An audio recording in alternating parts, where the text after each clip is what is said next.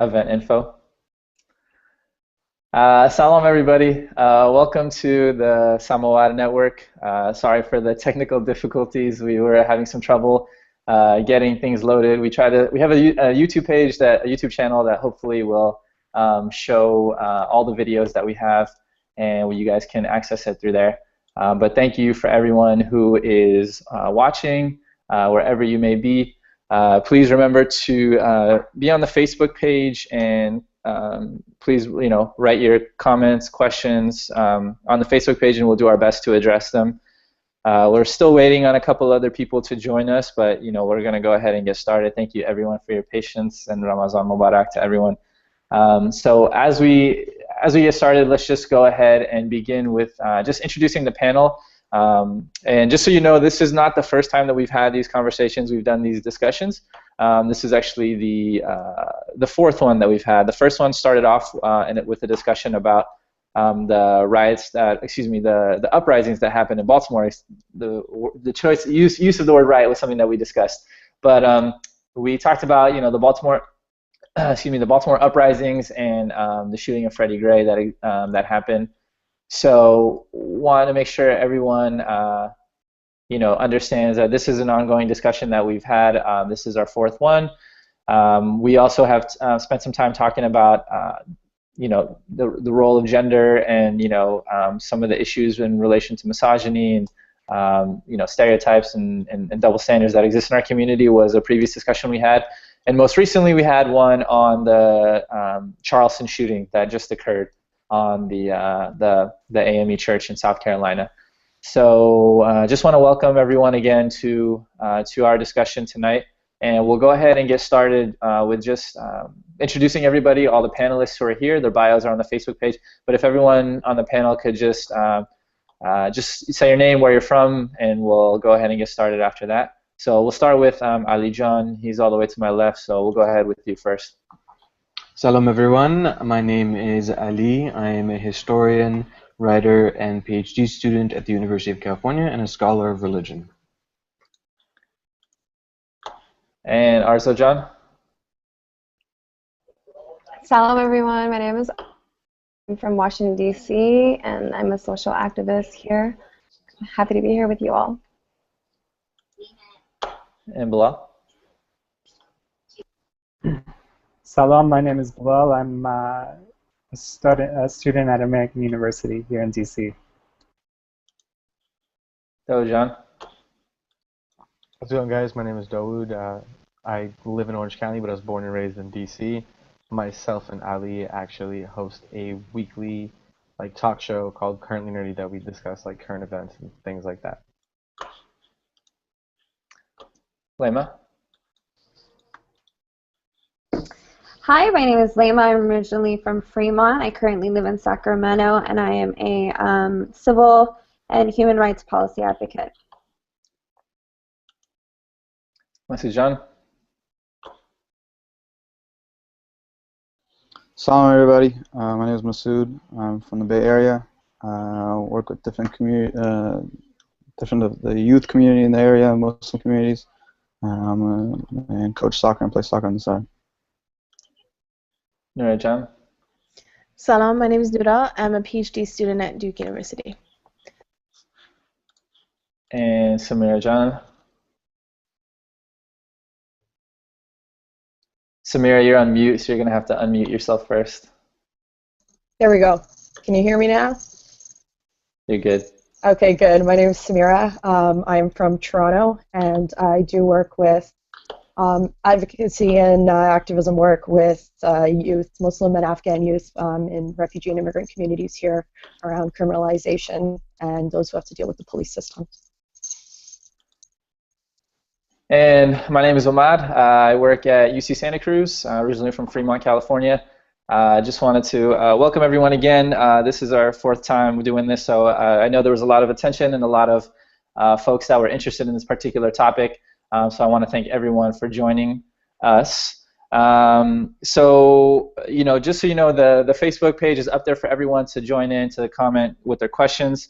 And I just want to make a couple of things clear before we get started, is that, this discussion and this group We don't pretend to speak for every single person and every single opinion in the Afghan community. This is a group of individuals that came together and felt that it was necessary to have these types of discussions and have this type of dialogue. And so I just wanted to kind of make that clear, and we wanted to discuss this in a critical, serious way because I think it's something that's needed. And just so you know, if people in the audience or people on the panel, you may disagree with something that may be said, but it's important that you understand that all of us here, and I think everyone who is watching, listening, understands that we're coming at this with a deep love and for our community, and we do this work, and we want to do this, continue to do this to make our community better, and hopefully you all join in on that. In tonight's topic is going to be talking about the recent ruling from the Supreme Court of the United States of America, ruling that same-sex marriage was constitutional and now legal in all 50 states. This is something that we've obviously seen in the news, something that's come up in the media a lot, that we wanted to make sure that we had a discussion within the Afghan community to talk about what that means for us and how that impacts our community. And in particular, we're going to talk about the lesbian, gay, bisexual, transgender community, queer community that exists in our within the Afghan diaspora, and address some of the issues that community deals with. So we felt that this was a good time to have that discussion and to start that. So we look forward to having all of you do that. And everyone's going to come into this with different levels of understanding, different knowledge, different pieces of knowledge, and that's okay. That goes for people on the panel, for people who are watching. We don't expect everyone to be experts or to know every single thing or to be in. We're all in different places in our understanding, and we just encourage everyone to continue learning and continue gaining something from this. So first, I actually wanted to pose a question to the panel that maybe they may or may not have been prepared for, but I know for myself, this was something that I was pretty nervous about discussing, and something that was a bit difficult to do and to do in the right and the correct way. So I just wanted to ask you all, what makes this topic, or makes the issue of being lesbian, gay, bisexual, transgender, queer, anyone who might be in our community, why is this topic so difficult for us to talk about? Why does this feel like something so hard for us to touch on? So whoever wants to kind of get us started with that, would love to hear what you all have to think. Someone needs to get us started. Layla, there you go. Throughout the years, I have gone back and forth with my feelings regarding the issue, and I think what the biggest fear is how our family members who were not brought up in this society, who have pre-existing notions of being LGBTQ, are going to say that we have a different understanding of people that we know who are. And so I think we're fearful of that backlash and that fear that we are sinning in the terms that, we understand that there should be a right to human dignity. And that's not all we. I'm just talking from my perspective, that if I have a friend or family member that I respect and love, I'm going to treat him or her with dignity. And so I think other people tend to be, they don't even want to see it. They want to close their eyes that can even exist in our culture and in our religion. So that's my personal view of the situation.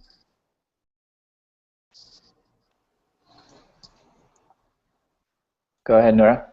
Yeah, I think jumping off of that, I think this is the one issue where we have a lot more in common with all communities, in the sense that you see Asian communities, African-American communities, even your general sort of WASP community dealing with this issue, and for some reason there's all these weird misconceptions that exist about people that have different orientation than what is the norm.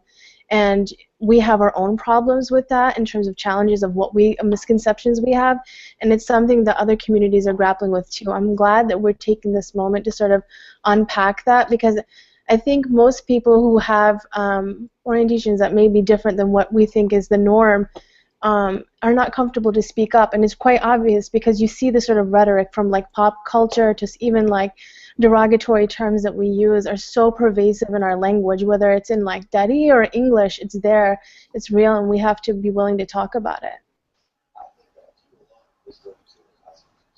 Bilal?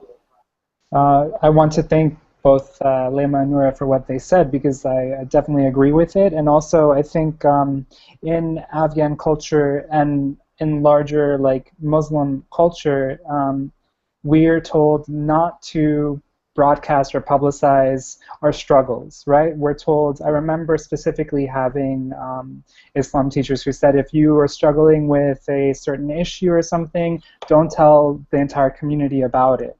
That's something that's kind of antithetical to Afghan culture. We're supposed to, if there's something that we're struggling with, we're supposed to keep it quiet. And so obviously this issue of sexual orientation, sexual identity, if, like Noura said, if your sexual orientation is outside of the norm, you're not supposed to broadcast it. And so people are probably going to be asking us, why are we talking about this now? But the point that I want to underscore is that in the LGBT community, silence is death. More often than not, silence is death. Rates of suicide and depression among LGBTQ youth are the highest in any other, compared to any other group. And that's because it's not just Afghan society, it's any society. It's one of the most marginalized groups that we have because of this misunderstanding. Arza? So you guys made some wonderful points, and I wanted to add that you know, in America, homosexuality was first seen as a mental disorder back in the 60s, and you know, the societal response to it was that they equated it with, you know, drug addictions and alcoholism, and I think that, you know, and because they classified it as a mental disorder, you know, just in American society, it's almost taboo to talk about, you know, mental disorders, and of course with Afghans, it's become a stigma as well. It's become a taboo topic. We don't talk about mental disorders, and I think that mentality has carried on into our community, our culture as well, where people think that it's a mental disorder and therefore they don't talk about it or they don't want to address it. And so I think that it's almost under that, where Afghans see it under that same category, which is why they don't even discuss it. And same goes for, like, you know, mental health as well. We don't really discuss like the issues that we go through,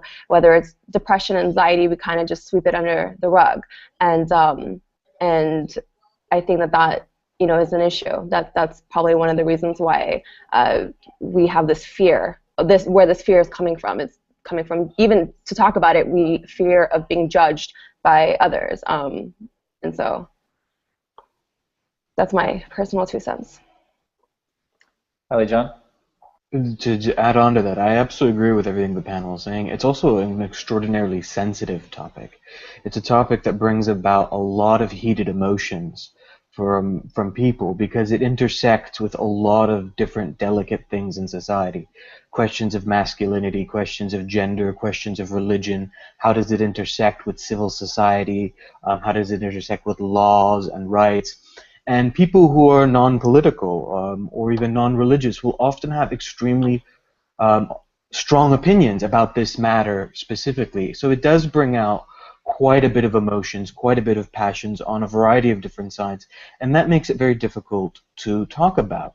A single post on Facebook can quickly descend into ad hominems and angry rants. So it is a sensitive topic, and it's a topic that's clearly touching some type of nerve within the community, within society, and even as in the nation as a whole. And I wanted to also add that you know, people are coming to this topic with different ideas, are coming to, I think, you know, Lema shared her experiences of things being taught growing up and just kind of wrestling with it, and Bilal also shared, you know, what he was taught as well. And like, I think it's one of those things where it's hard to even make an informed opinion when you can't even talk about it. And the fact that we don't even discuss it makes it really difficult for anyone to have any sort of opinion one way or the other. And we end up just getting our opinion based on what we've been fed and what's been told to us, what's been taught to us our whole lives, without ever having that space to wrestle with it and to think about it and to hear different perspectives, different ideas, whatever it may be. And for a lot of people who could potentially be allies, or who could potentially see something, it's just even talking about it automatically means like maybe you support a gay lifestyle, or maybe you support same-sex marriage just by even mentioning it. That's something that I think we need to kind of discuss, because we can never really fully develop our understanding and our ideas if we're hesitant to do that, and if we think that just by talking about it we've automatically taken some sort of position. So I think that kind of hurts us in moving on. Bilal, did you have something to add to that? Yeah, I think that's a really good point, because we are afraid to talk about it for various reasons. Like Ali said, because it brings up questions of masculinity and our culture and religion. We're afraid to talk about it, but that fear and that silence leads to complete misunderstanding about what different sexualities are, right? So people think that if you're homosexual, you're attracted to young boys, right? Not that they think they conflate it with pederasty, pedophilia. They don't think of it as homosexuality. And so this kind of silence around it leads to further misunderstanding, which is really harmful. And so I'm glad that we're talking about it today. So I wanted to shift this into what I'm hoping the discussion will be, a lot of the discussion will be surrounding, which is around the topic of homophobia, and just kind of talking about what does that look like in our community, and how does that play out? How are folks who are LGBTQ, how are they accepted? How are they seen within our community, and how does that play into that? So I kind of threw a bunch of things, but let's just kind of start out with what homophobia is, and what and just try to have an understanding of that. So Dojan, I'll let you go ahead and get started. I mean, from my personal experiences, like I posed a question on Facebook the other day, kind of bringing up the subject of same-sex marriage, and I kind of got a mixed bag. I got people from like one side who are allies and totally for it, but then you also see a lot of homophobia coming in, because I think a lot of people in our community are very misinformed about the LGBTQ community. Like, they don't know enough about it to make a judgment about it. They're just taught that like this is wrong because of this, this, and this, so they just assume that like every homosexual is the same way, or they assume like a lot about the homosexual community that isn't true.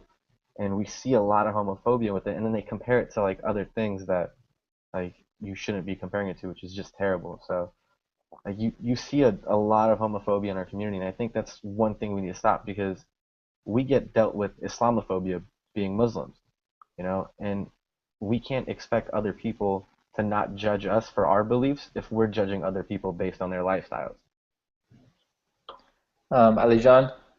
Well, Dojan took slightly the point I was going to make, but he's absolutely right. That actually homophobia and Islamophobia are very closely related to one another. They're both based off an ignorance of the proverbial other.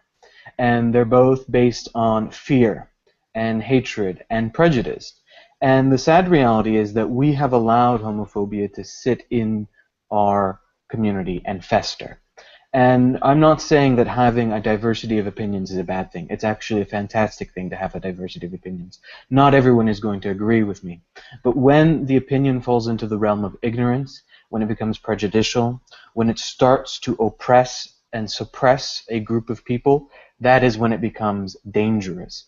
And we need to recognize that. And the sad reality is that we don't in our community. There's a lot of fantastic activists and people who stand up and make a lot of efforts, but our community has a lot of work to do, because the LGBT community is actually one of Islam's most powerful allies right now. They fight against Islamophobia quite harshly within this country, because they recognize that Islamophobia and homophobia are based off of the same ignorance and the same fear.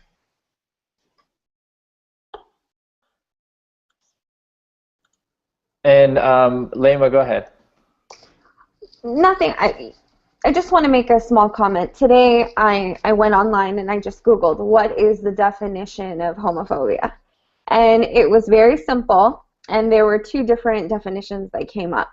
One was the dislike and prejudice towards homosexuals, and the fear and hatred towards homosexuals. And so I think that that plays really strongly into Ali's points. That's how simple it is. And there was like a lot of social media comments of people who mentioned, like, I'm fearful of speaking out against homophobia because I'm going to be seen as homophobic. I mean, I just want to put that out there because that in the end, they are fearful of making themselves seem like the opposite end of someone who is Islamophobic. Just a thought to put in there. I think that is a good question. I think something to think about is can somebody who may not agree with homosexuality, right? Or maybe just has an understanding of it, like, can they still be an ally, or can they still, how do they talk about this for someone who may have fear that, like, coming out about just talking about, like, you know, sharing their ideas or thoughts about, like, what they've been taught growing up and coming out about those things, like, do they have a space to talk about it, and how should they go about that, or what does that look like? Bilal? I think it's an interesting question, this intersection of Islamophobia and homophobia, and whether we can be allies for each other. As someone who experiences both homophobia and Islamophobia, they've always been intertwined. You know, I can't count the instances of discrimination being more on one side or the other. I consider myself, you know, a Muslim, and I see daily instances of prejudice, of ignorance, of outright kind of violence towards Muslims in the media and also in my personal life. But also growing up, you know, I was called a faggot every day in high school, and so for me, this is a very powerful point, that we can't stand up for each other. If we don't stand up for each other, no one else will stand up for us. We are both marginalized communities, right? We are marginalized communities, and people like me are marginalized within a marginalized community. And so it's, you know, it's not a question of who's most discriminated against. It's just, how can we all help each other? And like everyone else has said in this discussion, if we can't, you know, fight for someone else's rights, why should we expect them to fight for our rights? And Samira, John, go ahead.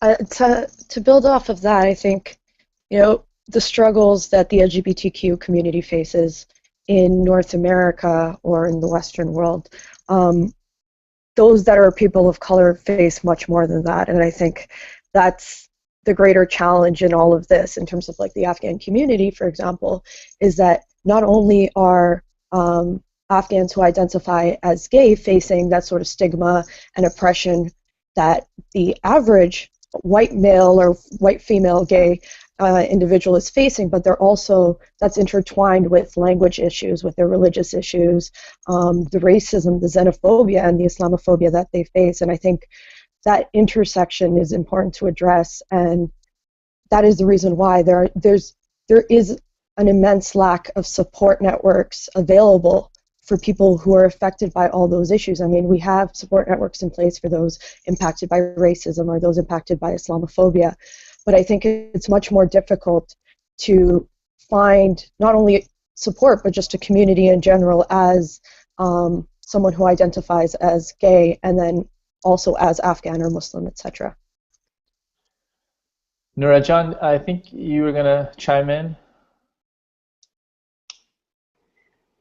Well, yeah, so in terms of, we were just discussing sort of homophobia and thinking through what that means. I think a lot of it's sort of this fear of the unknown, right, this phobia, right? If you haven't interacted with people that you know, because a lot of people haven't come out and they're not willing to discuss that they may have a different orientation than you, right? And I remember, this is a personal anecdote, but I think the most powerful experiences you have are the personal ones that help you sort of illuminate what goes on in your life. And when I was in high school, I felt like I had this moment where my identity became visible when I decided to wear the hijab, and I went to an all-white high school, right? My biggest ally was my history teacher, who was gay. And we sort of developed, and he was probably the reason that I went to college where I went and sort of all these other things. But in terms of me struggling with my identity and coming out as Muslim in an all-white high school, it was really powerful experience to have him as my supporter and for my parents to see that relationship, because he was, so for me, to see these lived experiences, and I think we need to recognize these relationships because it's these daily experiences and interactions that make this powerful, that we're in this together in terms of the struggles we face. And you wouldn't expect that, you wouldn't expect a scenario like this, right? But I think that these kind of scenarios are much more common than people recognize, and I think the one way to really get through that phobia is you're not going to hate your next door neighbor if you know them and then you find out their orientation is different, right? But we don't necessarily think that way. We see this as this huge issue that doesn't affect our daily lives, but there's loved ones in our daily lives that don't, fit the norm that we expect them to, in Afghan standards or American standards, and we need to be aware of that. Masujan? Yeah, so I don't know, for anyone that is watching, Shoaib Webb brought up a point in his Periscope of can we be allies to different communities that aren't necessarily within our own community. And thinking back to my own personal experiences growing up, there was those friends who say, hey, don't use the word gay, or don't use this word, or really don't use that word. So it's a matter of time before it comes back to you. So September 11 happened, the whole terrorist aspect came through. Everyone started calling you a terrorist because you're brown or you're Afghan, or not all of a sudden everyone knows who people are from Afghanistan are. So in a mindset, it's thinking about talking to people who are being not classified as human anymore. You're calling them a certain thing, and so I feel like personally, if I saw somebody getting jumped, I would stand up for them, whether they're black, white, whatever they are, or if they're gay, if they're not gay, for instance. And the same aspect goes there. I mean, you can lie. You might not agree with their ways or what their lifestyle is, but at the same time, as a person, as a human being, you want to stand up for that person. I think make sure that they're not being mistreated in that certain aspect. You don't have to agree with what they do, and I think within our community, I think that's some people are like that. They might not agree with the lifestyle or even the same-sex marriage for this purpose, but at the same time, you have that aspect of who you are as a person to want to stand up for somebody else in general too. Ali John, and then we'll go to Bilal. I 100% agree, and I think the tone and the message that's coming across from the panel is that personal quality that's absolutely necessary if we're going to tackle this problem. People don't hate persons, they hate people.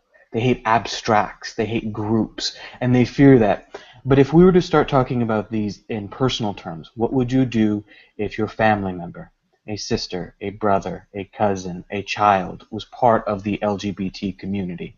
How would we then react? You're not going to agree with your brother. You're not going to agree with your sister all the time. We disagree all the time. Me and Diz are cousins. We agree on nothing. But if Diz is being targeted and oppressed, I will be the first person to stand behind him. And that's how we need to think of this in personal terms. These aren't people, these are persons, these are family members, these are cousins, these are members of our community. Bilal? Thank you for that really powerful point. I completely agree. I think we relate to individuals that we know. But one thing that I want to underscore, bring our attention to, is that we're talking about homosexuality as a lifestyle, or like it's a choice, right? But where the overwhelming lived experience of people in the queer community, the LGBTQ community, is that it's not a choice. People wouldn't sign up for this ostracization, for the eternal damnation, for the incredibly difficult life, if it were a choice, right? And so I understand that that's something that's not easy to think about, because, or it's not something that may not be intuitive, but the lived experience is that it's not a choice. So whether or not you believe that it's genetic or nature versus nurture, we have to be careful that when we use words like lifestyle, really what we're talking about is an identity, just like, and something that we can't change. Just like you can't change that you were born Afghan. A gay person can't change that they were born gay. Lema? I'd like to also share a point of my personal stories with people who have come out to me as being gay. And none of them were celebrations. These individual people were crying and hurting because they didn't want to accept, they were hurt that they had to accept themselves as this way. And so I echo the sentiments of Bilal when we talk about this as a choice, because from my personal experiences, there are individuals who don't want to be different than society. They don't choose to want to be left out of a power structure. They want to be involved. And so, I think it's just a matter of engaging with these folks and people who go through these emotional issues, and the importance of having conversations are only going to take us to the next level of our understanding. I wanted to also touch on a couple of things that Masood brought up, some good points that in his discussion. So one of the things he brought up was the use of the word gay, and I think we all have heard that, we've all seen that, and if someone could just kind of maybe touch a little bit on questions. And we talked about this when we had our discussion on the Baltimore uprisings. We talked about the language that we use around Black people, and in our discussion around patriarchy and misogyny, we talked about our language around the oppression of women and the kind of language we use around that. So if someone could just kind of touch on how they're called microaggressions, how they can kind of contribute to a bigger problem, and how it might affect folks. Dojan? So for me personally, I know growing up, I used to use the word all the time to describe it. I would use that. I would use the F word, and for me, what it took honestly was I had a coworker who was gay, and he was the first person I really connected with that was gay, and I've never had a friend openly come out to me, and he was already out before I met him. But I remember being with a group of friends and someone using that word, and it kind of made me think, what if someone used this word to my friend? I think I'd want to punch him in the face. So it's after thinking about it that way, I told myself that I would never use that word to describe something or use that word as an insult, because we don't know the effect of our words. But just as bad as it is to call someone who's African American the N-word, using the F word towards someone who's a homosexual or describing something as being gay for when it's just degrading to them. You gotta watch what you say, because your words do affect people, especially with a community that has a higher suicide rate, a higher depression rate. We need to watch what we say, and we can't use words that are gonna bring other people down. Just like we don't want other people to bring us down, we shouldn't use words that are gonna bring other people down. Alijan? Yeah, absolutely right. And I think what it comes to, the center of this all, is language of that type is dehumanizing. It strips a person of their humanity, and it intersects explicitly and intimately with racism and misogyny. These are all ways of stripping a person of their humanity based off of your prejudice, based off of your fear. And like misogyny, like racism, homophobia can only be tackled by starting first and foremost with ourselves, the language that we use when we describe our fellow human beings, right? Do we reduce them, right? Do we strip them of their humanity? Then how do we treat them as individuals, as people? Are they our fellow brothers, or do we treat them as a second-class citizen? Are they other and different from us and therefore not worthy of the same dignity? These are the type of questions we need to ask ourselves of every time we come to the language that we use and the actions that we take, and then we spread that throughout our community. We talk to our friends about it, we talk to our family members about it, and we make sure that we hold each other accountable and our community accountable to treat everyone with dignity. I wanted to read some statistics. There was a report from the president that came out on bullying on LGBT youth. So some of the numbers, and then we'll touch a little bit on religion, a little just for a bit after that. But some of the numbers that came out, it said that out of the LGBT youth, 84% said in the nation said they were verbally abused. 40% say that they were physically assaulted. 91% of LGBT middle or high school students said they heard the word faggot, dyke, or queer said to them either sometimes or frequently. That's 91%. 63% said that was actually from staff and faculty that worked at these schools. 45% attempted suicide, as compared to 8% of heterosexual youth. So that's 45% versus 8% of heterosexual youth. So 45% of LGBT youth attempt suicide.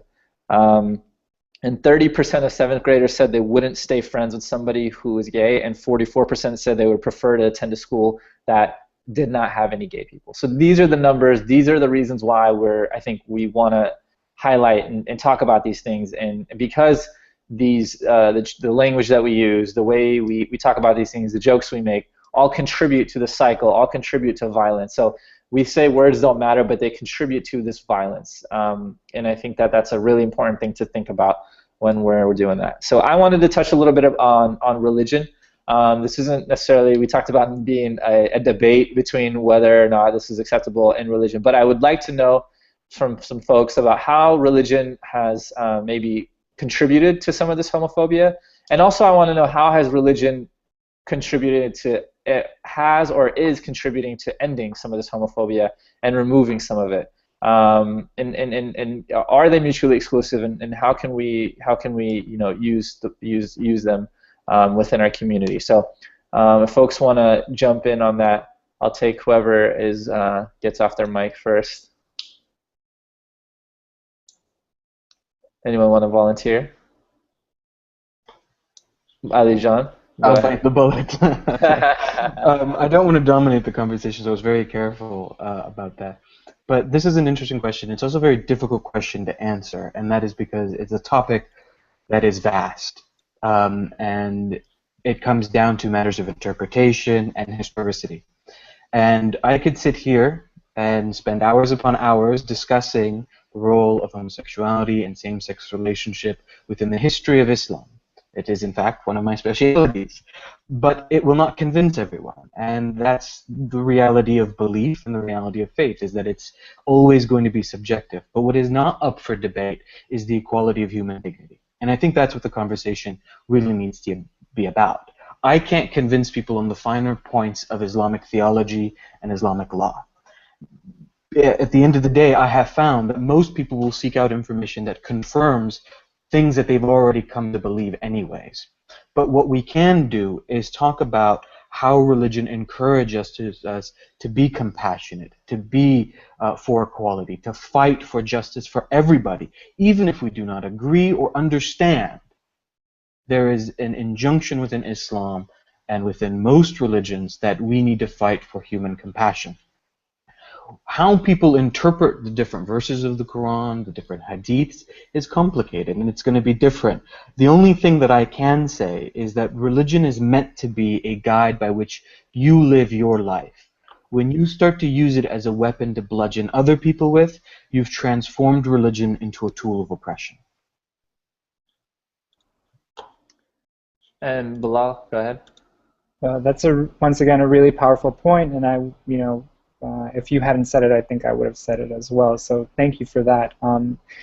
Growing up, I wanted to be who Reza Aslan is now, right? I wanted to be this learned Muslim scholar and find a path of like an interpretation that would validate me, that would validate me and my identity and make me and kind of tell me that I am okay, that I'm not going to hell, that I was born like this and I'm not going to hell for the way I was born. And so I think it's very easy to think that religion and homophobia go hand in hand, but in my experience, it's been more nuanced. I've found a lot of grace through Islam and in this state. I think, like Ali said, Islam teaches us to be compassionate to each other, and teaches us to remember that we aren't the judge of anyone else, only God is, right? And I also look at the example of the Prophet, peace be upon him, how he treated the most marginalized people in his community, people who threw garbage at him daily, he treated with compassion and grace. But when we go to a mosque today, we don't treat people of the LGBTQ community like that. We say astaghfirullah and keep that away from me and all this, and it's like, well, okay, you believe that homosexual act is a sin, but we're not talking about the act. We're talking about people, and so there's this incredible potential for grace and fulfillment through religion that I think is overlooked. Nurajan?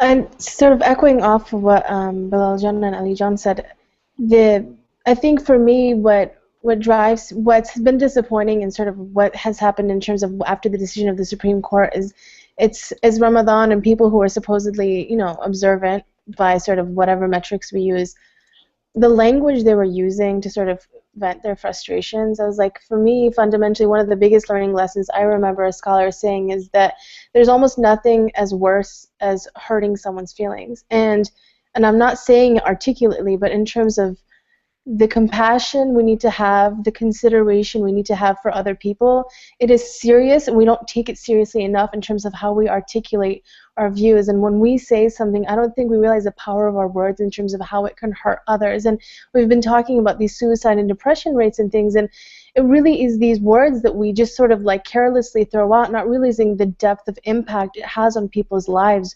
When we engage in these discourses, we think of this as this intellectual debate, but people are living through daily challenges because their feelings are, their existence is being invalidated by the kinds of conversations we're having. And I think we really need to recognize just how harmful our words are. And for me, religion is a source of love. And once we move away from that becoming a source of love into being this tool to invalidate how others feel, that's when we really get into a dangerous space. And I know, for me, I think that what's been refreshing to see is that I think more, Muslim scholars and imams, and I think one thing there's a misconception that this topic or this issue has never been discussed, or this issue doesn't have any sort of like research or knowledge base behind it, but it definitely exists if you search it out. One of the things that I've seen is that though I may not agree with everything that's being said by some of the religious figures that are coming out, Muslim religious figures, I think that it's been really great to see that they're tackling it and that they're talking about it and that it's something that's being brought up, and that acknowledgement that being gay is not a choice is something that I personally never thought that I would see growing up. I had assumed that Islam and religious figures would have one set of opinions, and there are some that do believe that, but it's nice to see that narrative is being challenged and that there are folks coming out with something. And then that doesn't necessarily mean that I agree with everything they say or disagree with everything they say, but the fact that the conversation is happening within the Muslim community is really good. And I think, like Masood touched on Sahib Webb's discussion on YouTube or on Periscope the other day that talked about it, and some other folks that have been contributing to it. So Ali John, I'll let you touch on this, and then we'll actually move on to the actual ruling afterwards. Yeah, and I think you're absolutely right. One of the things that we have to recognize is there can be a tendency towards certainty when it comes to religion. We're so assured that we know the right interpretation. right? And everyone else is wrong. I'll relate a funny little anecdote, if I may, about a guy who converted to Christianity. This is an apocryphal story. Guy converted to Christianity, and he attended church for the first time, and he was met by one of the elders, and he's like, "Oh, I'm so glad you converted to Christianity. You know, we're the one true religion. Everyone else is going to hell." And the guy was like, "Well, thank God I converted." He's like, "But to be honest with you, it's not all Christians. It happens to be this church. Everyone in this church is going to heaven, and all other Christians and other religions are going to hell." And he's like, "Well, it's a good thing I joined this church." And he goes, "You know, to be honest with you, it's really just me and the pastor, and I'm not too sure about the pastor." And that's really what comes down to this type of arrogance and dogmatism that comes into religion. There is a long history and debate about same-sex relationships within Islam, and it is not, and I'm going to get a lot of flack for saying this, but I'm always happy to put myself on the line, it is not a settled matter, and it certainly isn't. Anyone who says it's prohibited has not understood its history yet. Okay, there's a lot more going on there, and you're welcome to have different opinions, but you need to, it takes a level of courage to challenge your own prejudices, your own ideas, your preconceived notions, and to look at the history and the diversity of opinion that is within Islam and encourage that type of discussion. The only thing I can say about the intersection of religion and the LGBTQ community, for me, and to kind of sum up my views, is that a religious community, nor for that matter any community, will not be remembered by how holy they claim to be, but how they treat the most vulnerable within that community. And there is no group more vulnerable within the Islamic community, within the Muslim community, within the American community, like the LGBT community. And how we treat them is how we will be remembered. Thank you, Ali John. And I think we'll kind of shift over to the actual ruling in the Supreme Court case and maybe talk a little bit about that. So I know Nasrallah Johns commented on Facebook, and I think this was the question we were going to talk about as well, was just kind of like, as Afghan Americans in general, why are we against the Supreme Court opinion when we're a minority community? Just a week before, my Facebook wall was filled with comments regarding the case of Abercrombie & Fitch and the Muslim women who faced discrimination for covering.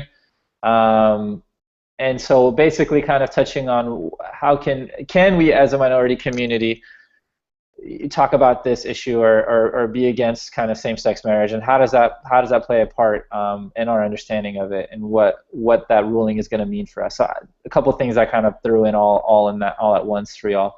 So just if anyone wants to touch on that a little bit. So John? I don't think we can, as a minority community, be against the rights for another minority community. Because just like we discussed in the Ferguson case, if we don't step up for a minority community that has more of a majority than we do, who's going to step up for us? Being Afghan Americans, we don't have a huge population compared to the LGBTQ community here or to another minority community. And if we're not stepping up for other minorities' rights being taken away, who's going to step up for ours? We need to stand together and be allies with these communities so we can fight against injustices that are happening not only to their community but to our community as well. So instead of being an enemy to this community, we need to be an ally to this community. And Bilal, go ahead. I just want to be clear that so with the Supreme Court decision, of course progress is progress, but to be quite honest, I think the right to marriage is a very privileged right? And so for the vast majority of people who will be enfranchised by this are already doing okay. The people who don't have civil liberties and civil rights respected in the LGBTQ community are people of color, are poor people, are people who have other problems, maybe addictions and things like that. And so those struggles are much more at the forefront of the larger struggle than whether or not down the line someone who is settled and has a job and just doesn't have the tax benefits of marriage. I think it's kind of very it's interesting that this debate about queer rights, about the queer movement, about the LGBTQ community and inclusion and compassion towards them has all become centralized on this debate about whether or not they can get married, when in reality people can get fired. People they have, you know, people don't have housing protections. They can get fired. They can get beat up on the street and it not be called a hate crime. You know, and so we're here applauding ourselves from, you know, passing this very like I said, it's progress, but it almost seems like we started, you know, building the house with the roof first instead of the foundation. Samira, John, go ahead. Yeah, to build up on that, us in Canada, we've had gay marriage legalized for, I think it's been over 10 years now. And if you speak to the LGBTQ people of color community here, they constantly bring up this issue that, you know, it's not, you know, legalizing marriage hasn't made their struggles any easier. They are still facing more violence, more stigma, more discrimination than they have ever faced because of this intersection of Islamophobia and racism that's on the rise. You know, the legalization of marriage hasn't really made their lives any easier. So just thought I'd toss that in because we've had it legalized for quite a bit here, and realistically it's only made a difference for the white men in Canada, if you think about it, those who have the financial capital to get married, those who benefit from the institution of marriage. People of color haven't reaped those benefits at all if you really look into it. And there's also this this notion that you know, now that this is legalized, that number one, I think Samir and Bilal touched on it, that now there's no other rights that need to be fought for. And I think Bilal and Samira John just kind of articulated that there still is a struggle. There still are many problems that exist. And then there's also this notion that now all of a sudden everything has kind of changed, and suddenly that the world has kind of flipped upside down. And I think an important thing for people to know is that I think in like 37 states it was already legal. It's only 13 new states that now have the rights or can have to sanction same-sex marriages. So our world has not really flipped upside down. There's really more or less a paper attached to what has already been happening, you know. And I guess the notion, and I mean, a lot of people have the question though about, like, you know, the books that our children read, or that, you know, in the media, those kinds of things. I mean, that's something that a lot of people are raising and are asking about though. So I don't know if anyone else has an answer to that, or kind of wanted to touch on that as to what that might mean or what that might look like. I'll go to Arzo John and then Nora John after. I think, you know, Afghans, like the Afghan community that reacted so negatively to the ruling, they see it as, wow, this is such a big victory for, you know, the LGBT community, that, you know, the government's forcing it upon us now, and now this is going to promote more homosexuality, and, you know, it's like a plague amongst us. That's how they treat it. And yet, like Bilal John and Samira John explained, it's such a small victory. They are still going to be marginalized, and there are businesses that still have the right to deny services to anybody in business that don't have to hire them, and they still face all these unfair and you know, these just unfair practices. It's quite unfortunate. They, like Bilal stated, they can still be, you know, they can still be attacked and assaulted on the streets and not be titled as or labeled as a hate crime. And we don't understand. In fact, they are probably far more vulnerable now because of this ruling than any other time. People see it as a threat, and it's not. It's a very small victory, and I think that, you know, we're a very long way from you know, from changing societal responses and so many of the other aspects of marginalization that they face every day. We're gonna go to Nura John, and then we'll shift over to talking, and we'll kind of end a little bit on, like, talking about, you know, how do we deal with this within our families, within our own communities that we might have. So go ahead, Nura John. I guess the only point, I completely agree with what was said in terms of people who are marginalized are sort of left out of this. You know, this affects a certain group of people. The only point I was going to underscore is that the power of documentation, right, in terms of marriage being legal, is that my colleague, his partner is not a U.S. citizen, so he was on the brink of being deported until this law passed and became legal, right? So when you come to undocumented peoples, right, and sort of their safety, this does affect them, and this might indeed be a way for people who are the most marginalized to have a tiny step forward if it's used. And so the documentation in terms of being accepted by the legal system is powerful, and I think we can't undercut sort of like the meaning of that, because it does change some people's lives.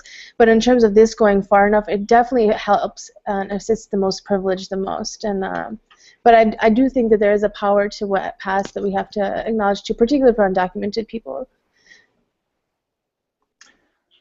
Bilal, I think you wanted to say something. No, I think that's a really powerful point. I completely agree. I didn't mean to undermine the power of this decision, and so I thank Nourajan for saying that. I think when you and I, Ahmad, were talking about this earlier, one way that I understood it is just like racism wasn't over when we elected President Obama, homophobia is not going to be over now that this decision has been passed. And so you know, we can see with Ferguson and everything there, it's in a lot of ways it's come more to a head, and so I think we should prepare ourselves for that. And can I add something really tiny? I wondered what John and what others thought about the commercialization of this, the fact that like Facebook had this filter and like all these corporations have this flag. I didn't know how to feel about it, and I just wanted to kick that out there as a follow-up. Did anyone want to jump in on that first, or Bilal, go ahead. I apologize if I'm speaking too much, but I think this is I think it's a really good question, and I think something that I experienced personally. Like, I think the corporatization, commercialization is, in my opinion, disgusting. I think you know, we're talking about civil rights. We're not talking about a way for a corporation to promote itself. Or I think even these organizations like Human Rights Campaign, they do good work, but the fact that their entire purpose for existence is to pursue this one issue is very narrow-minded. And so, like, you know, you have companies like Northrop Grumman who say, oh, we're out for gay rights. Northrop Grumman makes the drones that kill people in Afghanistan and Iraq and Yemen.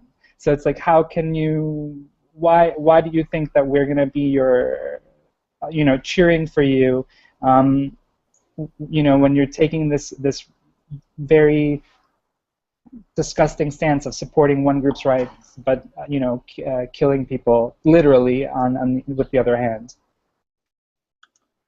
Ariana, John actually just posted on Facebook about, and was talking a little bit about, you know, Afghans in Afghanistan and kind of some of what they go through, and also mentioned the idea of bachabazi, which is something that I think is mentioned a lot when this discussion happens with within the Afghan community, and that comparison, or that that relationship, and how they might be kind of conflated, how the two might be conflated. We are running short on time. It's about to be iftar soon for folks on the West Coast, so we're going to have to wrap things up. So if one or two people want to quickly touch on the notion of bachabazi and how that's being used, and how that might be different, or what you want to kind of touch on in terms of that. So John, go ahead. I think that's the problem, is a lot of people are equating homosexuality to pedophilia, as Bilal mentioned earlier. And I think that's what scares people, like, you know, for lack of a better word, or gives them an ignorance on you know, homosexuality, because they see it in Afghanistan as pedophilia.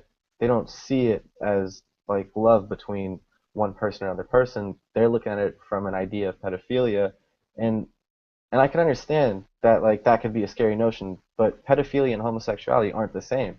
You know, like, they're completely different. And this notion of tying it together and making it seem like they are, or even similar, is disgusting. And we need to get out of that mindset, because if we don't, we'll never progress, and we'll never learn to accept homosexuality in our community if we keep comparing it to things like bachabazi or pedophilia. And it's disgusting that we have to even, like, tell people that they shouldn't equate it to that. And now I wanted to add on to that. One thing that for people to understand, what pedophilia, sexual assault, bashawazi, they're all kind of in the same, and it's a notion of power, and it's an exercise in power, and then there's a power dynamic that exists in those types of things. When it is something like pedophilia or sexual assault, whatever it may be, someone is being taken advantage of in these situations, and when we and one of the things that we need to understand is that we have consent versus people who are being forced into these things, which is what is happening for a lot of folks. And I think that's one thing people need to understand. Jon Stewart, he was on the Daily Show when he was talking about this, was talking about like polygamy. He was like, now that people are saying, we need to, legalize polygamy, and people need to marry. He said people are not born polygamists. People are born with these ideas, with being gay or not, and so polygamy is not something you're born into. And I think that that's also something to another point that a lot of people bring up as well that I wanted to touch on. So we're gonna wrap things up. So the last thing that I wanted people to just maybe to touch on, any final comments, any final words that people may have to kind of end us tonight. I think that would be good. So so I wanted to give some folks the opportunity to do that. We'll take about a couple more minutes to try to wrap things up here. I saw Bilal unmuted himself, so if he wants to go first, but just unmute yourself whenever you want to chime in. I just want to thank everyone. Growing up, I never thought that this conversation would be possible. I thought I would be dead before I would be able to talk in a sympathetic, compassionate way, understanding way with other Afghans, other Muslims. And so this is really powerful, really incredibly touching for any other, for the lack of a better word. And so I want to thank you, all of you. And I think we all owe Bilal some thanks for joining us, and everyone else, all the other panelists here who have joined. I know it's not an easy subject to talk about, so a lot of bravery and a lot of courage for folks that are on this thing. So Samira, John, I'll let you go, and then Lema. Yeah, I think working with LGBTQ Afghan youth here in Toronto, I think the biggest thing we need to take away from this is providing those sort of support networks. I mean, this conversation has been great, but how do we translate this back into our immediate local communities? Muslim LGBTQ youth have, avenues to go through. There are organizations, there are community groups that they can turn to in trying to cope with the struggles that they face. But that doesn't exist amongst Afghans. And I think that's the biggest challenge for LGBTQ Afghans, is the fact that you have to pick between either your community, your gay community, or your Muslim community, or your Afghan community, and that shouldn't have to happen. And I think what we need to do is continue these conversations and provide that support to those in our communities. Lema, John, go ahead. I caught you. That was actually an accident, but I really enjoyed being a part of this panel, and I know that we may or may not represent what everyone else thinks, and so I appreciate this candid discussion, the openness for people watching that have different viewpoints, and I just want to challenge everyone to continue challenging their own preconceived notions about this issue. Arza, John? So I guess this is more for any Afghans that are internally struggling with this very issue, and I want to let you guys know that I accept you, and my heart is with you guys, and I want you to feel like you have somebody to talk to. And so if there's anybody out there that ever needs anybody to talk to, I want you to feel free to, send me a message, or I'll give you my number, and I'll spend as much time as you want to talk, to just listen and hear you out, because that's what we need to do for our community, whatever it is, whether, whatever it is, we all need somebody. And so I think that, like John said earlier, religion is to spread love, and so I want to give you my love and my acceptance. So. Ali John. I wanted to thank everyone here and Bilal John as well for joining us.